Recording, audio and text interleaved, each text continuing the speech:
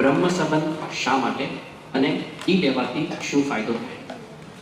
આપણે ત્યાં જેમ શાસ્ત્રોમાં કહ્યું છે કે જ્યાં સુધી જીવ દીક્ષિત નથી થતો, દીક્ષા નથી લેતો, ત્યાં સુધી એના મંત્ર જાપ આ સત્કર્મો ફલિત નથી થતા. ગુરુ મુખે જ્યારે મંત્રની દીક્ષા ધારણ કરે ત્યારે એ પરંપરામાં જોડાય. કથા એવી છે કે જ્યારે મહાપ્રભુજી ભૂતલ પર પધાર્યા, પવિત્ર એકાદશીનો દિવસ, અને ચિંતા કરી રહ્યા છે કે આ જીવનો પ્રભુ સાથે સંબંધ કઈ રીતે થાય. કારણ શાસ્ત્રોમાં તો કહ્યું છે કે જ્યારે જીવ નિર્દોષ થાય, સર્વ દોષોમાંથી મુક્ત થાય તો પ્રભુ એનો સ્વીકાર કરે.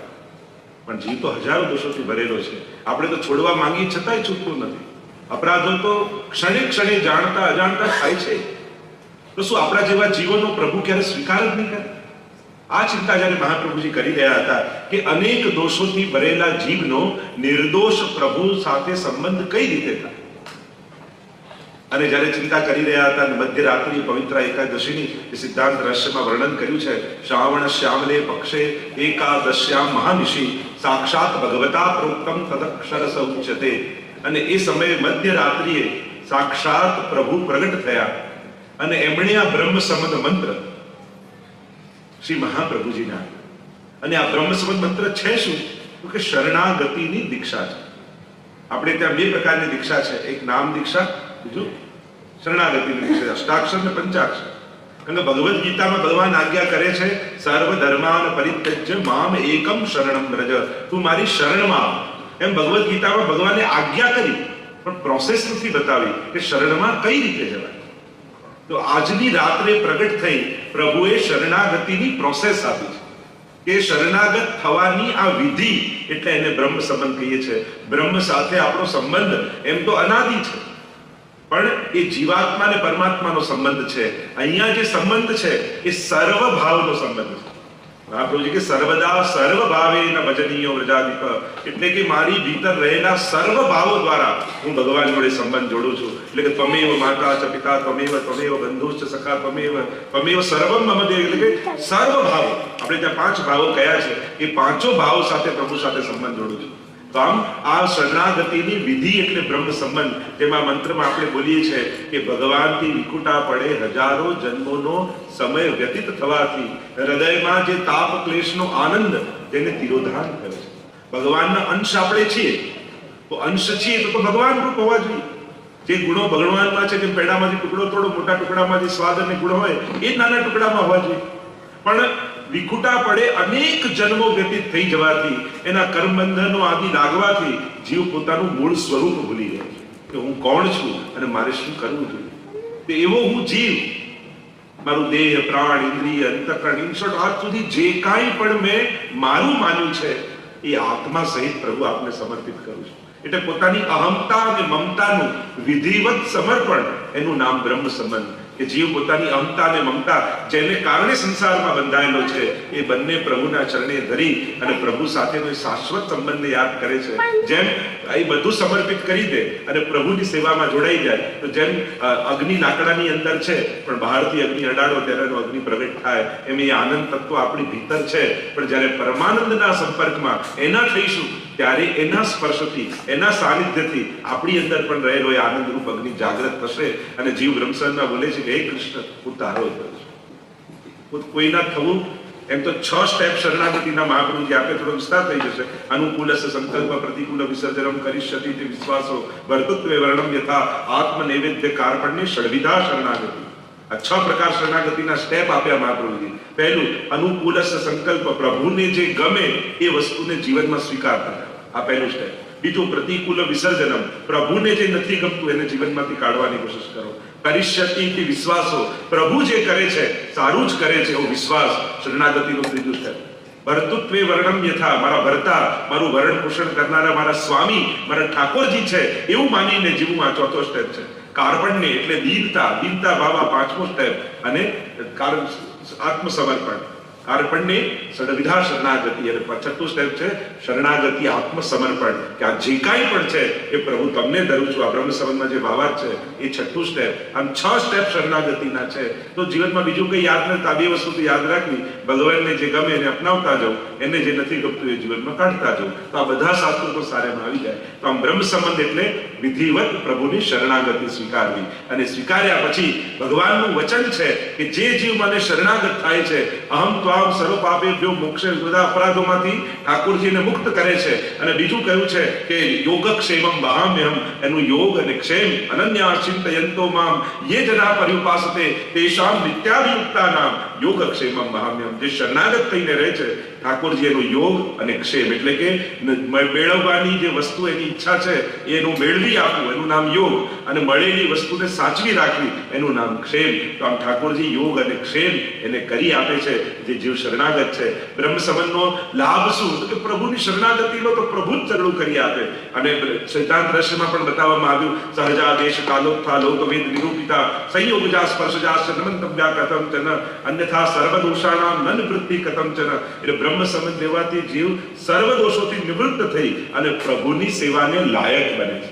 એટલે કે તમને સેવાનો અધિકાર પ્રાપ્ત થાય છે. કારણ કે આપણું ધન, તન અને મન આ ત્રણેય લૌકિક છે. તો લૌકિક એવા આ સાધનોથી અલૌકિક એવા પ્રભુને કેમ પામી શકાય? તો બ્રહ્મ સંબંધ દ્વારા આ ત્રણેયનું સમર્પણ કરી દઈએ છે, ભગવત સંબંધ એનો કરી દઈએ છે. અને એકવાર જેનો ભગવત સંબંધ થઈ જાય એ પછી લૌકિક રહેતું નથી, એમાં અલૌકિકતા, એમાં ભગવતતા આવી જાય. જેમ તમે જાડીજી બજારમાં ખરીદવા જાઓ તો ઘસીને જુઓ, વજન કરીને જુઓ, ભાવતાલ કરીને જુઓ, પણ એકવાર ખરીદીને લઈ આવો અને અંદર જલ ભરી લાલ કપડું લપેટી અને ઠાકોરજી આગળ ધરો, પછી તો એમ જ કહો જાડીજી પધરાવો, જાડીજી ખાસા કરો, જાડીજી લાવો, પછી આખો ભાવ જ બદલાઈ જાય, કારણ એનો ભગવત સંબંધ થયો. એમ જ આપણું આ તન મન ધન ત્રણેય લૌકિક છે, તો ભગવાનને સુધી પહોંચી શકતું નથી, પહોંચાડી શકતું નથી. પણ જ્યારે બ્રહ્મ સંબંધ કરીએ છીએ તો હવે આપણું ધન પ્રભુને લાયક થયું, હવે આપણો દેહ પ્રભુને લાયક થયો, હવે આપણું મન પ્રભુને લાયક થયું. એટલે બ્રહ્મ સંબંધ દ્વારા ભગવત ભક્તિની લાયકાત આપણે સિદ્ધ કરીએ છીએ. એવો ભાવ આપણે ત્યાં બ્રહ્મ સંબંધનો ટૂંકાણમાં મેં કહ્યું, બાપુ વિસ્તાર તો આનું ઘણું છે, આના પર આખી કથા થઈ શકે, પણ બ્રહ્મ સંબંધનો મૂળ ભાવ આ છે. માનસિક શાંતિ કઈ રીતે મેળવવી? જો આ મનનો સ્વભાવ છે, જો મનનું ડેફિનેશન શું છે શાસ્ત્રોમાં? સંકલ્પ વિકલ્પાત્મક મનઃ. જે સંકલ્પ વિકલ્પ કરે એનું નામ મન. અને આપણે બધા મનનો નિગ્રહ કરો, મનને બાંધો, બહુ તોફાની છોકરાને બાંધવા જાઓ શું થાય?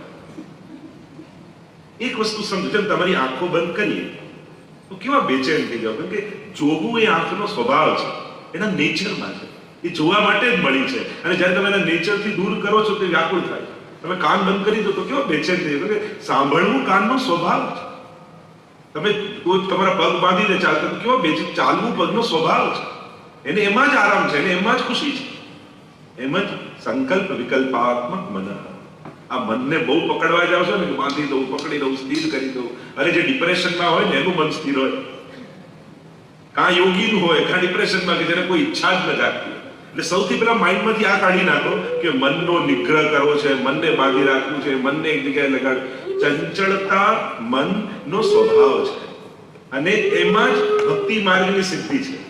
આજે ચંચળ મન હોય તો જેમ થાય, તો આજે શિંગાર કર્યા તો રિપીટ થઈ, કાલે જુદા, આજે જે સામગ્રી કરી કાલે જુદી. સ્થિર જ મન હોય, મનનો ફાયદો ચંચળનો કેટલો? અહીંયા બેઠા બેઠા નાથ દ્વારા દર્શન કરીને પાછા આવી જાય, વગર ટિકિટ વિઝા. અહીંયા બેઠા બેઠા તમે વ્રજમાં જઈને પરિક્રમા કરીને પાછા આવી જાય. મૂળ વાત છે એ ચંચળ મનનો લાભ લેતા આપણને આવડે છે કે એનો નિગ્રહ કરવાની જે ખોટી મહેનત કરીએ છીએ, એને સ્થિર કરી દઉં, સ્થિર કરી દઉં. ભક્તિ માર્ગમાં એને સ્થિર કરવાની જરૂર જ નથી, એનો સદુપયોગ કરતા શીખો. ઘણી વાર લોકો સેવા કરવા બેસીએ ત્યારે જ ખોટા વિચાર, ખરેખર વિચાર આવતા નથી. તમે ઠાકોરજી આગળ બેઠા ને, વિચાર મનમાં જ હતા. જેમ આંખમાં કાજળ લગાડ્યું હોય તો આંખને દેખાય ન દેખાય, પણ આંગળીથી લઈને આમ દૂર કરો તો કાજળ દેખાય. એમ મનમાં જ વિચારો હતા બધા ખરાબ, પણ ઠાકોરજી આગળ બેઠા એટલે મનમાં રહી ન શક્યા, એટલે તમને છોડીને ગયા, એટલે તમને દેખાયા. વિચાર આવતા નથી. હંમેશા એવું વિચારું, જો આ વિચાર ગયો, આ વિચાર ગયો, આ 5 વાર આવું કરશો તો મન શાંત થઈ જશે. તમે એમ વિચારો વિચાર આયો તો વધારે તમે ભોજન આપો છો. આવતા નથી, તમને છોડીને જાય. અને જો ઠાકોરજીનો પ્રભાવ કેવો, ઠાકોરજી આગળ બેઠા અને તમને ભાન તો થયું કે મારું મન તો ભટકી રહ્યું છે. બાકી 24 કલાકમાં ક્યારે લાગે છે? સૌથી પહેલો જ પ્રભાવ એ ઠાકોરજીનો કે પ્રભુ આગળ બેઠા એટલે સમજ તો આવી કે મારું મન તો ભટકે છે, આ ક્યાં ક્યાં જઈ રહ્યું છે, આ એમની કૃપાનો પ્રભાવ છે. પણ મન તો ચંચળ છે, એને વિષયો સારા આપો, કારણ કે આપણે સબ્જેક્ટ નથી આપતા એટલે પોતે જઈને ખોટા સબ્જેક્ટો ગોતી આપે. એટલે મનની ચંચળતા રોકવાની જરૂર નથી, મનને સારા સબ્જેક્ટો આપવાની જરૂર છે. અને શાંતિ તો ગઈકાલે મેં કહ્યું સમજણથી આવે. એવા જો તમે બહુ બિઝી હો છો ને કામમાં, ત્યારે તમારું મન નથી ભટકતું. જોજો કામમાં બહુ બિઝી હશો અને જ્યાં ફ્રી થઈને બેઠા આખું મન ભટકવા. બીજું, તમે જ્યારે આનંદમાં હો છો ત્યારે મન નથી ભટકતું. નંદ મહોત્સવ કરતા કરતા ક્યારે મન ભટક્યું? ક્યારે ન ભટકે. તમે જ્યારે દુઃખી હો છો, ઉદાસ હો છો, ત્યારે મનને મોકો આપો છો કે મન ભટકે. એટલે મન સ્થિર રાખવાનો એક જ ઉપાય છે, આનંદમાં રહેવું.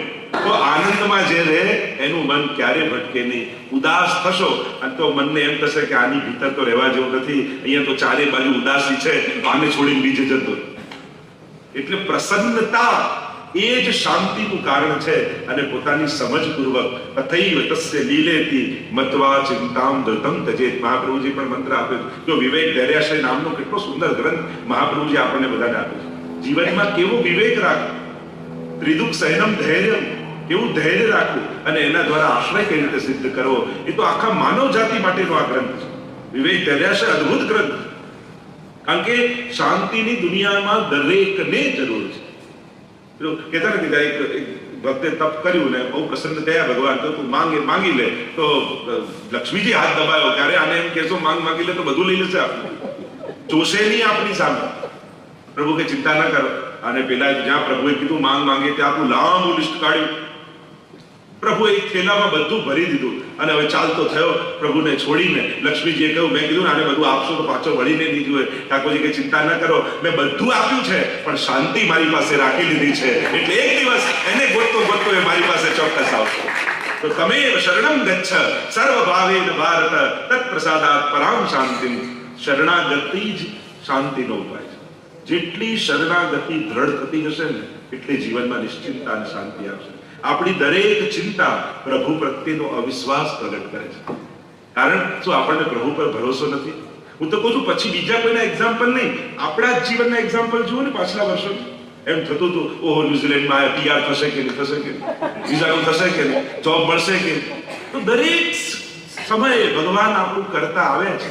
તો આજ સુધી જે કરતો આવ્યો આપણું, શું ભવિષ્યમાં આપણું નહીં કરે? કાંઈ બીજા કોઈના એક્ઝામ્પલની વાત નથી કરતું, તો આપણા જ જીવનમાં આપણે બધા ચેક કરીએ કેવા કેવા સમય આવ્યા. ઘણા એમ થયું કે હવે ફસાઈ ગયા, ચારે બાજુથી ઘેરાઈ ગયા, હવે કેમ નીકળીશું, હવે તો સમાપ્ત બધું. છતાંય ઠાકોરજી બધેથી આપણને કાઢ્યા છે. તો એ અત્યાર સુધી જે કરતો આવ્યો એ હજી પણ કરશે. ભરોસો રાખો. જેટલી શ્રદ્ધા દ્રઢ થશે એટલી જીવનમાં નિશ્ચિંતતા આવી જશે. ભગવાને બુદ્ધિ આપી છે એટલે બુદ્ધિ વાપરો, મન સુધી આવવા ન દોરા. આપણી તકલીફ એ જેમાં મન લગાડવું જોઈએ એમાં બુદ્ધિ લગાડીએ, અને જેમાં બુદ્ધિ લગાડીએ એમાં હાર્ટ લગાડીએ. દિલ ખોલ લેતે અપને યારો કે સાથ તો ખુલ્લા ના પડતા ઓજારો કે સાથ. આ હૃદય ખોલીને બધા જોડે શેર કરી લીધું હોત તો આ ડોક્ટર કોઈ ચીરફાડ ન કરવી પડી હોય. અને આ બધી વસ્તુ કોઈ ગોળી ખાઈ લેવાની શાંતિતા આવતી, હા ઊંઘ નહીં ખાઈ લો સુઈ જાવ તો થાય. મૂળ વાત એ તો જયારે જાગો ત્યારે પાછું માથું ભારે જ થઈ જાય. મૂળ વાત છે સમજણ અને શરણાગતિ. એ જ શાંતિનો મંત્ર છે. શ્રી કૃષ્ણ શરણમ મમ, પ્રભુ મારા માથે બિરાજે છે. આ વાત જેટલી વાર આપણને યાદ રહે એ જીવનનો મંત્ર. આ બોલવાનો શબ્દ અષ્ટાક્ષર બોલવાની વાત નથી, એક સમજણ છે કે હું કૃષ્ણની શરણે છું. શરણા બ્રહ્મ સંબંધ લીધા પછી તો નિશ્ચિત થઈ જવા. પછી આ ટોપલા પેલું કહેતા ને એક રાજા જતો હતો ને ઉનાળાના દિવસો તે ખેડૂત પોટલું લઈને બેઠો, બીજે ગામ જવું હતું. રાજાને આવી દયા કે ઉનાળામાં ક્યાં જશે, એને રથ રોક્યો. રાજાએ કહ્યું બેસી જવા. અરે મહારાજ આપના રથમાં હું ક્યાંથી બેસું? અરે હું તને પૂછું બેસી જા, તને હું ઉતારી દઉં. તો કે ના ના મહારાજ મારો ભારત આપના રથમાં મુકાય, હું તને આજ્ઞા કરું બેસી જા. એટલે ગભરાતો પોટલું લઈને ચડ્યો તો ખરા, પણ પોટલું માથે રાખીને બેઠો. રાજાએ કહ્યું પોટલું તો મૂકી દે. ના ના એક તો હું બેઠો છું પાછું પોટલું મૂકી દઉં, આટલો ભાર રથ ઉપર ના. લોકો પણ એ ભાર આમાં જ છે. આપણે બધાએ શરણાગતિ લીધી, બ્રહ્મ સંબંધ લીધા, તોય ચિંતાના પોટલા લઈને ફરીએ છે, પણ પ્રભુના શરણે છીએ એટલે નિશ્ચિત થઈ જવા. કોઈ ચિંતા નહીં. એટલે શરણાગતિનું સ્મરણ કરો, આપણે નિશ્ચિંતા આવશે. શ્રી કૃષ્ણ 11 વર્ષ અને 52 દિવસ પછી મથુરા ગયા. એમને વાંસળી રાધાજીને આપી હતી. તો ફોટામાં કે મૂર્તિઓમાં મોટી વયના કૃષ્ણને વાંસળી સાથે કેમ બતાવે છે? તમે જે મોટી વયના કહો છો તમે, તો આ એક વસ્તુ શાસ્ત્રોક્ત સમજવાની છે. કૃષ્ણ ભક્તિ આપણે ઘણીવાર બહુ કન્ફ્યુઝન છે. કૃષ્ણ માટે પણ કન્ફ્યુઝન છે. કૃષ્ણ બે તત્વ રૂપે થાય છે. એક વિષ્ણુના અવતાર રૂપે પણ કૃષ્ણ છે, અને એક સર્વ અવતારોના અવતારી પરબ્રહ્મ કૃષ્ણ, જેમાંથી બ્રહ્મા વિષ્ણુ મહેશ પ્રગટ થાય છે. આપણે એક પરબ્રહ્મ કૃષ્ણને બદલીએ છીએ. અને સારસ્વત કલ્પના દ્વાપરમાં જે પરબ્રહ્મ કૃષ્ણ છે એ પોતે નંદ બાબાને ત્યાં પ્રગટ થયા હતા. એટલા માટે આપણા આરાધ્ય પ્રભુ કોણ છે કે સારસ્વત કલ્પના દ્વાપરમાં પ્રગટેલા શ્રી કૃષ્ણ. બાકી દરેક કલ્પના દ્વાપરમાં કૃષ્ણ અવતાર થાય છે, દરેક કલ્પમાં થાય છે, પણ એ દરેક કલ્પમાં પ્રગટતા કૃષ્ણ એ અવતાર રૂપે હોય છે, પૂર્ણ પુરુષોત્તમ નથી હોતા. કેવળ સારસ્વત કલ્પના દ્વાપરમાં. જો અન્ય પુરાણો કરતા ભાગવતજીની મહત્તા કેમ છે? ભાગવતજીની મહત્તા અન્ય પુરાણોમાં પણ કૃષ્ણ કથા આવે છે, પણ ભાગવતજીની મહત્તા એટલા માટે છે કે એમાં સારસ્વત કલ્પની લીલા છે, એ પૂર્ણ બ્રહ્મ કૃષ્ણની લીલા છે. તો ઠાકોરજીમાં આ બે ધર્મ, એક નિત્ય લીલાવાન કે પ્રભુની લીલાઓ નિત્ય છે, અને બીજું વિરુદ્ધ ધર્માશ્રયતા. આપણે ભલે કહીએ 11 વર્ષ 52 દિવસ ઠાકોરજી વિરાજ્યા, પણ જો તમે શિક્ષાપત્ર વાંચ્યું તો એમાં વિરુદ્ધ ધર્માશ્રયનો ગુણ ભગવાનનો બતાવે. પ્રભુ કેવા છે? એક જ ક્ષણે બાળક પણ છે અને એ જ ક્ષણે કિશોર પણ છે. એક જ ક્ષણે અબૂધ પણ છે, એ જ ક્ષણે સર્વજ્ઞ પણ છે. એક ક્ષણે નિર્બળ છે, એ જ ક્ષણે સબળ પણ છે. આવો વિરુદ્ધ ધર્માશ્રયતાનો ગુણ ઠાકોરજીમાં બિરાજે છે. અને એટલા માટે તમે પીછવાઈઓ જોશો ને તો ત્યાં તમને કોઈ બાલકૃષ્ણ નહીં દેખાય, બધા કિશોર વયના ઠાકોરજી દેખાશે. કારણ નંદાલયમાં એ બાલક છે, પણ જ્યારે નિકુંજમાં પધારે છે ત્યારે કિશોર વયના થઈ જાય છે. આ વિરુદ્ધ ધર્માશ્રયતાનો ગુણ પ્રભુની અંદર બિરાજમાન છે. એટલે સદાય વ્રજમાં એ બાલક પણ છે, સદાય કિશોર પણ છે. અને એટલા માટે આ જે વેણુનાદ કરતા મોટા બતાવવામાં આવે છે વ્રજની જ લીલાઓ, પણ એ કિશોર લીલા છે બધી. જ્યાં બાલ લીલા હોય ત્યાં બાલક બની જાય, અને જ્યાં મોટા હોય ત્યાં કિશોર થઈ જાય. એટલે તો આપણે ત્યાં સર્વદા સર્વ ભાવે એક બહુ મોટી ગેરસમજ છે. શું પુષ્ટિ માર્ગમાં લોકો એમ છે કે અહીંયા તમારે બાલકૃષ્ણની સેવા ને ના, 7 સ્વરૂપમાં બાલકૃષ્ણ કેટલા? એક જ ને, બાકી બધા મોટા જ છે. 7 સ્વરૂપમાં તમે જુઓ બધા મોટા જ છે. બાલકૃષ્ણની સેવા નહીં, બાલ ભાવની સેવા છે. આ બંનેમાં ફરક છે. યશોદાજી માટે ઠાકોરજી 100 વર્ષના થઈ જાય ને તો એમના હૃદયમાં તો બાલ ભાવ જ રહેવાનો. બાલ ભાવ અને બાલકૃષ્ણ બંનેમાં ફરક છે. તો અહીંયા સર્વ ભાવની સેવા છે. એટલે કે મર્યાદા માર્ગમાં જેવું સ્વરૂપ હોય એવો જ અનુભવ કરાવે, અને પુષ્ટિ માર્ગમાં ભક્તનો જેવો ભાવ હોય એવા ઠાકોરજી થઈને અનુભવ કરાવે. આ પુષ્ટિ પુરુષોત્તમનો ફરક. એટલે અહીંયા તમે જે ભાવ લઈને પ્રભુ પાસે જાઓ, ઠાકોરજી એવા થઈને તમારા ઉપર કૃપા કરે. આપણે ત્યાં તો વાર્તામાં પ્રસંગ આવે છે કે પેલા એક માજીને ત્યાં મદન મોહનલાલજીને ખાડુ ઠાકોરજીનું સ્વરૂપ બિરાજતું, અને એને બીજા કોઈ ઠાકોરજી જોયા જ નતા. હવે એકવાર યાત્રામાં જવાનું હતું એટલે ઠાકોરજી ત્યાં પધરાવી ગયા એક વૈષ્ણવને. તેને ત્યાં બાલકૃષ્ણલાલજી બિરાજતા, એટલે માજીને ત્યાં પધરાવી ગયા પેલા વૈષ્ણવ. અને એને તો જાપીજી માજીએ ખોલી, માજીએ મદન મોહનલાલજી સિવાય કોઈ જોયા જ નતા. અને પેલાને ત્યાં બાલકૃષ્ણલાલજી પેલા વૈષ્ણવ એ પધરાવી ગયા અહીંયા. અને માજીએ જ્યાં જાપીજી ખોલી અને વળેલા ઠાકોરજી જોયા, એને તો કરે ઠાકોરજી ઠંડી લાગી ગઈ. આ પેલો વૈષ્ણવ ધ્યાન રાખતો નથી, ગુસાઈજી કેવા ને ત્યાં ઠાકોરજી પધરાવી દીધા. આ ઠંડીમાં સાચવતો નથી, બિચારા ઠંડીમાં કેવા કકડીને વળી ગયા. એટલે પેલાએ તો ગરમ તેલ કર્યું, બધા પદાર્થો પધરાવ્યા અને માલિશનું તેલ બનાવી અને ઠાકોરજીના ચરણાવીમાં ઘસવા લાગી કે એમના ચરણ ઠીક થઈ જાય. પ્રભુ વિચાર કરે કે વાંક પેલા વૈષ્ણવનો નથી, વાંક ગુસાઈજીનો નથી, પણ જો હું ઊભો ન થયો તો મારો વાંક ચોક્કસ. કારણ કે એને મદન મોહનલાલજીમાં જ ભાવ હતો. તો એ બાલકૃષ્ણલાલજી ઠાડા થઈને મદન મોહનલાલ બની.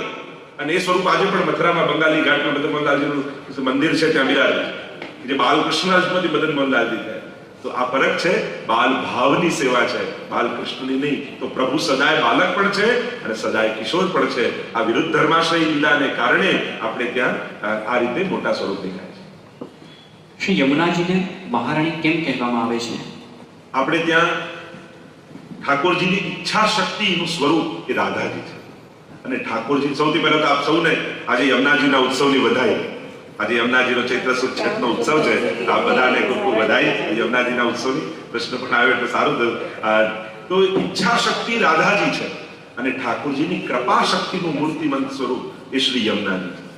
અને યમુનાજી સ્વયં સંયોગીની શક્તિ છે, અને એ ખોટા પડેલા જીવોને પ્રભુની લીલામાં પહોંચાડનારા છે. યમુનાજી પર તો ઘણી બધી મહારાણી શબ્દ પર તો ઘણી આખી લાંબી ચર્ચા થઈ શકે, પણ એ જીવને પ્રભુ સુધી સંબંધ કરાવનારી સંયોગીની શક્તિ રૂપ છે, એટલે એને મહારાણી કહેવાય છે. એટલે આપણે ત્યાં કહ્યું ને કે લક્ષ્મીજી સાથે પણ એમની સરખામણી કઈ રીતે કરી શકાય? કારણ કે પ્રભુની સેવામાં કોઈ આવે તો લક્ષ્મીજી એને શોખ ગણે કે મારી સેવા ગઈ, મારી સ્વતના, અને યમુનાજી એને સખી ગણે કે ચલો પ્રભુની સેવામાં એક સખી વધી છે.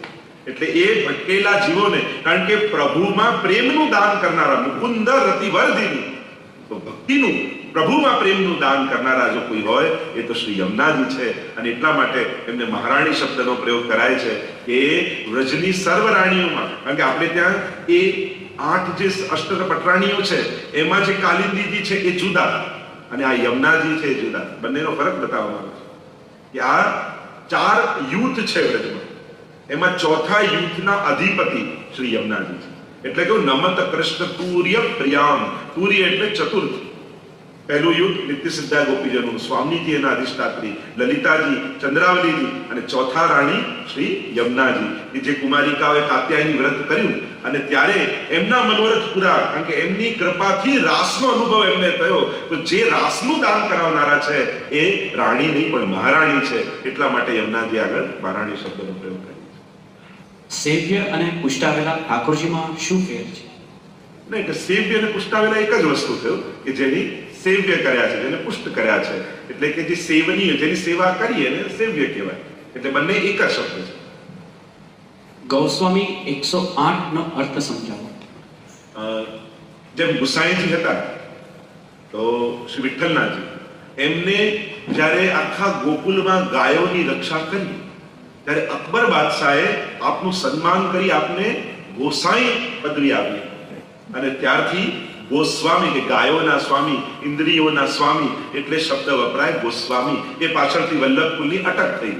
નહીં તો એમ તૈલંગ કુળમાંથી પ્રગટ થયા હતા. પણ પછી જ્યારે અકબર બાદશાહે સન્માન પદવી આપી ગોસાઈની, અને એ ગોસાઈજી પરથી ગોસ્વામી સરનેમ થયું. 108 એટલા માટે કે આપણે ત્યાં દરેક વલ્લભ કુલમાં વલ્લભનો ભાવ રાખીએ. અને સર્વોત્તમ સ્તોત્રમાં 108 નામ મહાપ્રભુજીના છે. એટલે એવો ભાવ રાખી કે આ 108 નામ શ્રી વલ્લભ રૂપે આમાં બિરાજમાન છે. અને પાછળ પછી એમનું નામ આવે કે આ નામ આમનું છે. જ્યારે પણ વલ્લભ કુલને દંડવત કરીએ છીએ ત્યારે ભાવ વલ્લભનો જ રાખીએ. કારણ કે એ ભાવથી કરીએ તો પછી આશીર્વાદ પણ પછી અમારા નહીં, પછી તમને આશીર્વાદ પણ મહાપ્રભુજીના જ લાગે છે. તમે મહાપ્રભુજીનો ભાવ રાખીને વંદન કરો તો આશીર્વાદ કોઈ વ્યક્તિના નહીં, વલ્લભના જ લાગે છે. તો હંમેશા જ્યારે પણ કોઈ પણ આવા તત્વ યા એવા સ્થાનમાં જઈએ ત્યારે ઉત્તમ ભાવ રાખીને, વૈષ્ણવ પણ મળે તો વૈષ્ણવ માટે પણ દમલાજીનો ભાવ રાખીને મળવું, ઉત્તમ ભાવ રાખીને મળવું. કારણ કે જે ઉત્તમ ભાવના આપણી છે તે ઉત્તમ ફળની પ્રાપ્તિ આપણને થાય. તો એટલા માટે એ ગોસ્વામી શબ્દ આ ગાયોના સ્વામી તરીકે અટક તરીકે આવે છે. માળા તિલક વિશે સમજાવશો? એટલે જેમ આપણે ત્યાં વૈષ્ણવતાના જે લક્ષણ યા વૈષ્ણવ થવાના, સેવા કરવાના જે ચિહ્ન ધારણ કરીએ છીએ, એક તો શાસ્ત્રોમાં એ આજ્ઞા છે દેવમ ભૂત્વા દેવમ યજેત, દેવો ભૂત્વા દેવમ યજેત. જેને ભજો છો એવા થઈને ભજો. અને એટલા માટે અમુક ચિહ્નો આવે. અને જેને જેમ મહાદેવજીને કોઈ ભજતું હોય તો ભભૂત લગાડીને ભજે, જેમ માતાજીની કોઈ ઉપાસના કરતું હોય તો ચુંદડી ન આ બધું રંગ પેલું લગાડીને, કંકુ લગાડીને ભજે. અને શાસ્ત્ર આજ્ઞા એવી છે દેવો ભૂત્વા દેવમ યજેત, તમે જેની ઉપાસના કરો છો એવા થઈને કરો. તો આપણે વિષ્ણુની ઉપાસના કૃષ્ણની કરીએ છીએ. એટલે આપણે ત્યાં એક ક્રમ છે કે તિલક જે ભગવાન ધારણ કરે છે અને શંખ ચક્ર ગદા પદ્મ એ પણ ચિહ્નો ધારણ કરવામાં આવે. તો એ ચિહ્નો ધારણ કરી એના જેવા થઈ એને ભજવાનો પ્રકાર છે. અને બીજો ભાવ, આ મૂળ શાસ્ત્રોક્ત પ્રકારની વાત કરું છું, બીજો એક ભાવ આપણે ત્યાં એ છે કે આ તિલક શું છે તો કે ઠાકોરજીનું ચરણારવિંદ. જેમ આમ કોઈનું ચરણ પગ આમ હોય તો કેવું આમ થઈ જાય. તો એ ચરણારવિંદ આપણા મસ્તક પર, અને ચરણારવિંદમાં અનેક ચિહ્નો છે. હવે જો એ ચર્ચા કરવા જાઉં તો ઘણો સમય જાય કયા કયા ચિહ્નો કયું ફળ આપે. પણ એમાં અંકુશનું ચિહ્ન છે ચરણારવિંદ. એટલે કે આપણું મન પેલા મદમસ્ત હાથી જેવું છે, પણ ઠાકોરજીના ચરણરૂપ અંકુશ એમાં આવે તો એનો નિગ્રહ મનનો થાય અને આપણું ચિત્ત ભગવાનમાં જાય. એટલા માટે તિલક ધારણ કરીએ છીએ. પણ મૂળ વાત ઠાકોરજીની શરણાગતિનો અને એમના ચરણ ચિહ્નનો છે. કંઠી એક તો તુલસીજી પ્રભુને પરમ પ્રિય છે. અને શાસ્ત્ર એવી આજ્ઞા કરે છે કે કંઠી ધારણ કર્યા વગર એક ડગલું પણ મનુષ્ય ચાલવું ન જોઈએ. એ શાસ્ત્રની એવી આજ્ઞા છે. કંઠી ધારણ કર્યા વગર તમે પાઠ, શાસ્ત્ર, મંત્ર જાપ કરો એ પણ સિદ્ધ થતા નથી, એવી પણ શાસ્ત્રોની આજ્ઞા છે. અને એટલા માટે આ કોઈ સિમ્બોલ નથી કે આનો સેવક થઈ ગયા, આના શિષ્ય થઈ ગયા, એ બતાવવા માટે નથી. આ પ્રભુ પ્રીત્યર્થ છે એમ શાસ્ત્ર કહે. આપણે એમ માનીએ કે આ તિલક કરવા લોકોને ખબર પડે કે આ વસ્તુ એવું કઈ આ જાહેરાત કરવા માટે નથી. આ તો આપણી ભાવાત્મકતા છે. કંઠીનો પહેલો ભાવ તો આપણું શરીર બે ભાગમાં વહેંચાયેલું છે, મસ્તક અને ધડ. મસ્તકમાં જ્ઞાન છે અને ધડમાં કર્મ છે, અને આ બંનેને જોડે છે કંઠ. એ ભક્તિ રૂપા છે. અને એટલા માટે કેમ હાથમાં નથી પહેરતા, કેમ માથે નથી પહેરતા, કેમ કંઠી જ કહેવાય, કંઠમાં જ કેમ? કારણ કે આપણું જ્ઞાન અને કર્મ આ બંને ભક્તિમય રહે એટલા માટે કંઠમાં કંઠી ધારણ કરીએ છીએ. કે આ તુલસીજી જે પ્રભુને પરમ પ્રિય છે, તો હું પણ આ ધારણ કરવાથી પ્રભુની પ્રિયતાને ધારણ કરી શકું, પ્રભુને પ્રિય બની શકું, એટલા માટે તુલસીની કંઠી ધારણ કરવાનું. એના બીજા ઘણા કારણ છે, આ તો સિમ્પલ કારણ છે. સેવા ક્યારે ન કરવી? ન કરવી એટલે એમ તો ઘણા બધું થઈ શકે. જેને નાચ કરવી હોય ઘણા બધા વાત થઈ શકે. પણ મહાપ્રભુજી બહુ લોજિકલ કારણ આપે. કોણે છોડી દેવી સેવા? અત્યાગ્રહ પ્રવેશે પર પીડાદી સંભવે સેવા ત્યક્તવ્ય. મહાપ્રભુજી પણ કહ્યું છે કે અત્યાગ્રહ પ્રવેશ, કે જ્યારે કોઈ વસ્તુનો અતિ આગ્રહ તમને થઈ જાય કે કુવાના પાણી વગર તો ચાલે જ નહીં, આ વગર તો ચાલે જ નહીં, એમ ભગવાન કરતા જ્યારે વસ્તુઓને મોટું કરી દો કે કુવા પાછળ ઠાકોરજીને છોડી દો, પણ ઠાકોરજી પાછળ કુવાને ના મૂકી શકો, તો મહાપ્રભુજી કે એના કરતા સેવા છોડી દો. પછી તો કુવો મોટો થઈ ગયો ને, ઠાકોર કુવામાં પધરાય, કુવાની સેવા કરવી જોઈએ. મોટો એ જોઈએ ઠાકોરજી છોડવા તૈયાર. તો કુવો મોટો નથી, પ્રભુ મોટા છે, એમના થકી આ બધું છે. એટલે કોઈ પણ વસ્તુનો અતિ આગ્રહ નહીં કરવો, નહીં તો મહાપ્રભુજી કહે સેવા છોડી દો. અને બીજું પરપીડાદી સંભવે, બહુ અદ્ભુત વાત મહાપ્રભુજી કરે છે કે તમારી સેવાને કારણે જો તમારા ઘરમાં કામ કરવા આવતા નોકરને પણ તકલીફ પડતી હોય, એના કરતા સેવા છોડી દેવી સારી. અને સેવા તમારો આનંદ છે, એ તમારો ક્લેશનું કારણ ન થવું જોઈએ. મહાપ્રભુજી વારે ઘડીએ સમજાવે, પ્રભુને ક્યાં રહેવું નથી ગમતું? જેના ઘરમાં ક્લેશ હોય ત્યાં ઠાકોરજીને ગમતું. કૃષ્ણદાસ મેઘનને જ્યારે પૂછ્યું મહાપ્રભુજીને કે આ ઠાકોરજીને શું ગમે અને શું ન ગમે, ત્યારે મહાપ્રભુજીએ કહ્યું ઠાકોરજીને બે વસ્તુ ગમે, એક તો માખણ બહુ પ્રિય છે અને બીજા ઠાકોરજીને વૈષ્ણવ બહુ વાલા છે. અને શું ન ગમે કે ઠાકોરજીને ધુમાડો નથી ગમતો, ક્લેશ નથી ગમતો, અને ભક્તોના દ્વેષી નથી ગમતા. તો ક્લેશ જે ઘરમાં હોય ત્યાં ઠાકોરજીને આનંદ આવતો નથી. અને એટલા માટે જેના ઘરમાં ઠાકોરજી બિરાજતા હોય અને કોઈ મોટા અવાજે બોલતું હોય ત્યારે કેવું ઠાકોરજી સાંભળે છે, આટલું કહેશો ને પછી બૂમ નહીં પાડે. આપણને એવું લાગે પોડાડી દીધા એટલે જોતા નથી, સાંભળતા નથી. પણ હંમેશા જેના ઘરે પ્રભુ બિરાજે એને જાગ્રત રહેવું, બીજું કોઈ સાંભળે કે ન સાંભળે, ઠાકોરજી સાંભળી રહ્યા છે. આ જે ધ્યાન રાખે ને તેના ઘરમાં શાંતિ. તો સેવા ન કરવી મહાપ્રભુજીની આજ્ઞા છે. કૃષ્ણ સેવા સદા કાર્યા, દરેકે ભગવત સેવા કરવી, એવી મહાપ્રભુની આજ્ઞા છે. એટલે ક્યારે ન કરાય એનો ઉત્તર ન હોય, પણ કરવી જ જોઈએ. વૈષ્ણવની રસોઈ બનતી હોય ત્યારે બોલવાનો મંત્ર પણ સમજાવશો. ખૂબ ખૂબ આભાર. એટલે એમ તો આપણે ત્યાં છે રસોઈ બનતી હોય ત્યારે બોલવું જ નહીં, એટલે મૌન રહેવું. અને અષ્ટાક્ષરનો જપ કરતા કરતા તમે ખાલી સામગ્રી કરો એ સૌથી ઉત્તમ છે. બીજા બધા મંત્રો કરતા પણ આપણે જે અષ્ટાક્ષર મહામંત્ર કયો છે, એટલે મનમાં અષ્ટાક્ષરનું સ્મરણ કરતા કરતા આપણે સામગ્રી સિદ્ધ કરવી. અને પ્રસાદી વિશ્વ માટે બનતું હોય તો ઠાકોરજીનું જે ધરેલું હોય એ પ્રસાદીમાં પધરાવી દેવું, તો બધું ધરી ન શકીએ પણ પ્રસાદી કરી શકીએ અને એ રીતે બધાને લેવડાવી શકીએ.